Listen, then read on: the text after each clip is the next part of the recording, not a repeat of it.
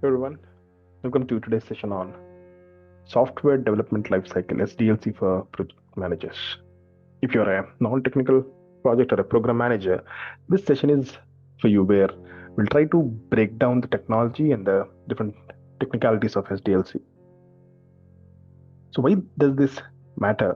Because as project managers, even if we don't write code, we are accountable for delivery timelines and outcomes of a software project. And understanding SDLC allows us to speak the language of developers, anticipate risks, and make better decisions that directly impact a project success.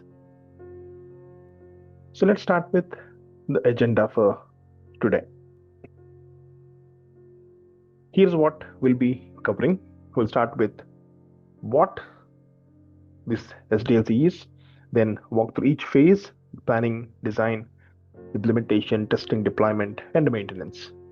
We'll also explore DevOps, integrating security across the lifecycle, and how SDLC is evolving with the current cloud and AI technologies which we have. Think of this session as a map. By the end, you'll know where each road leads, what pitfalls to watch for, and how to guide your teams confidently, understanding the technical nuances. Let's get started. So, what is software development lifecycle? SDLC is essentially a structured process or a flow to build software from idea to reality. It defines different phases like planning, design, development, testing, deployment, and maintenance. Why is this important in a project context? Because without this structure, software development becomes chaotic. Requirements keep changing, testing is rushed, and suddenly timelines slip.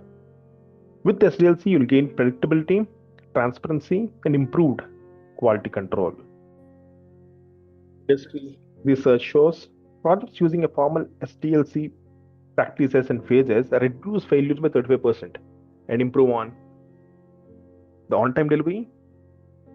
And as a PM, this knowing these is of fundamental value, and it keeps everyone aligned to a common process or a flow of work.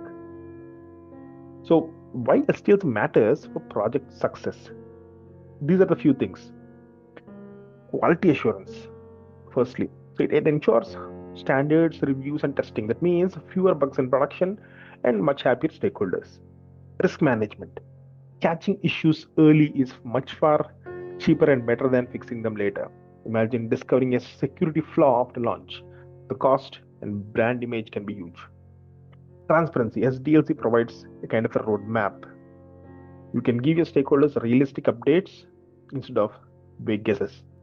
Project management, it helps scheduling and resource allocation easier because you know exactly which tasks happen when and in which phase we are in. Practical tip to give is here: when you start a project, always ask which SDLC model your team is following: waterfall, agile, or a hybrid approach. It immediately tells you how to plan your governance and reporting structures.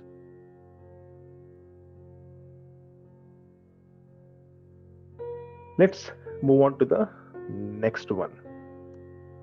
Let's deep dive into planning and requirement analysis. This is a foundation phase. Think of it as a building the blueprint before constructing a house. Key activities include defining the business problem, setting the scope and deliverables, conducting a feasibility analysis, and documenting requirements. Project managers, this is where most risks hide, like scope creep, unclear requirements, or lack of stakeholder alignment usually start from here itself. Some of the tips would be: use stakeholder interviews and workshops to avoid assumptions and firm up the scope. Document both functional requirements as well as non-functional requirements like performance, security, compliance. Always push for a feasibility check. Just because something can be imagined doesn't mean it can be built within budget and timeline. A weak foundation here will ripple across the project in all the different subsequent phases. Next is the design phase. This is where architects, or we work with architects to build how the system is going to be. There are several architecture approaches. These are namely like monolithic, which is simple but hard to scale. Microservices. These are scalable, but they get more in number and sometimes complex to manage. Layered architecture. This separates the UI, business logic, and data basis for maintainability. And then also there is the service-oriented architecture, which enables systems to talk across platforms. So each has its own advantages and disadvantages. Sometimes use a combination of all of these architectures. As a PM, you don't need to design the architecture yourself, but you should ask, is the design aligned with scalability and future growth? Are we leveraging standard design patterns rather than reinventing the wheel to reduce complexity? Does it balance performance and cost? Document design decisions early. Put everything on paper. They become your anchor point when stakeholders request changes or disagreements happen in the course mid-project. Let's move on to the next phase. This is where the implementation phase. So here there are a few coding best practices to consider. Let's see what are those. And here is where developers start coding in this implementation phase. It's the longest phase, but also one where PMs, we add huge value. Some of the good practices at coding include writing clean and readable code, handling errors properly, doing regular code reviews, and most importantly, keeping security first. For project managers, the key is to ensure code reviews and static analysis tools are in place. Developers follow security standards like not hard coding their passwords. There's consistency across teams. The tip here is that ask teams to use pull requests with clear guidelines. This builds peer accountability and reduces defects slipping through, and a reference at a later point of time. The next phase is testing. Testing is where we verify the software if it's actually working and meets business needs. Skipping proper testing is like skipping a safety inspection before flying a plane. Testing happens at multiple levels: unit, integration, system, and acceptance testing. It also includes performance testing and security testing. So the best practices here include push for test planning early. Don't wait until the code is done. Encourage automation for repetitive tests. This saves time and reduces human error. Track test coverage metrics, but balance it with business priorities. Remember, comprehensive testing reduces production defects. That's project success in hard numbers. Next, let's look at deployment phase. Deployment is when software goes live, but this phase can make or break user confidence. There are several strategies through which releases can be done. A few are namely the Big Bang one, where we release everything at once. It has high risk but also high impact. Phased rollout, gradual deployment of features, safe but slower. Feature toggles, turn features on off selectively, which gives greater flexibility. Canary releases, test with a small set of users first before releasing it to bigger audience. Blue-green deployment, switch between two environments for zero downtime. As a PM, always ask, do we have a rollback plan if things go wrong? Are deployments scheduled during low usage hours? Is monitoring in place to catch issues immediately? Treat deployment like a mini project on its own. Plan it with the same rigor you would apply to any other project milestone. Let's look at the next phase, which is maintenance. Often the most underestimated phase of SDLC, but one that consumes the majority of effort over a system's lifetime is this. There are 4 types of maintenance at a high level. Corrective, which is fixing bugs and defects found after deployment. Adaptive, updating the system to keep up with environmental or external changes like new regulations or operating systems. Perfective, adding enhancements, new features to improve the functionality. Preventive, proactively refactoring and optimizing code to prevent future issues. For project managers, this phase requires balancing operational stability with ongoing business demands. Some tips include always maintain a clear change request process with prioritization. Ensure regression testing is mandatory before applying fixes. Communicate updates early and clearly to end users so they know what's changing.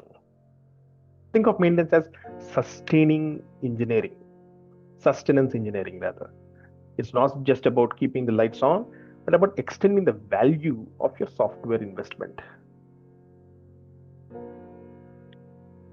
Now, as we have seen the different phases of SDLC, let's look at some of the other key areas to know about, which are fundamental as we speak about SDLC.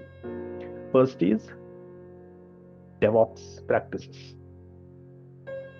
This DevOps has transformed how software is built and delivered. DevOps is all about collaboration, automation, and speed.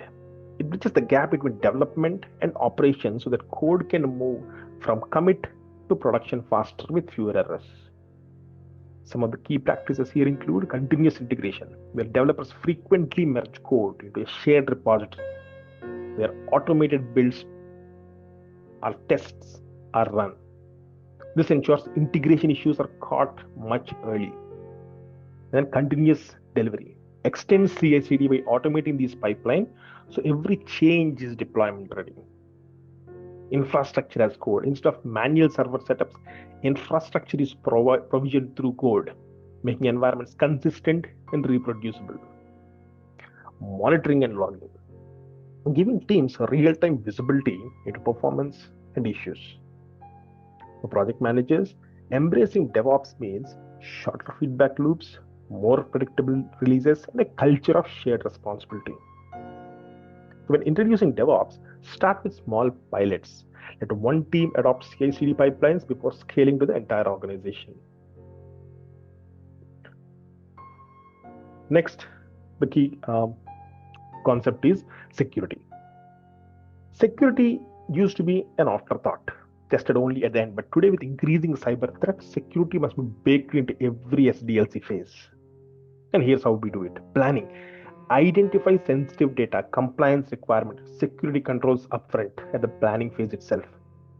At the design stage, select secure frameworks, plan encryption, and follow the principle of least privilege. Implementation.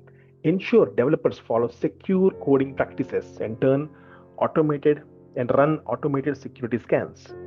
Testing. Use SAST, DAST, and even penetration testing to uncover vulnerabilities. At the deployment phase, secure your configurations, monitor continuously, and set up backups. At the maintenance phase, apply patches promptly and conduct regular security audits. The key takeaway here is security isn't optional. It reduces vulnerabilities. Assign a security champion within each Scrum team to keep it on top of mind.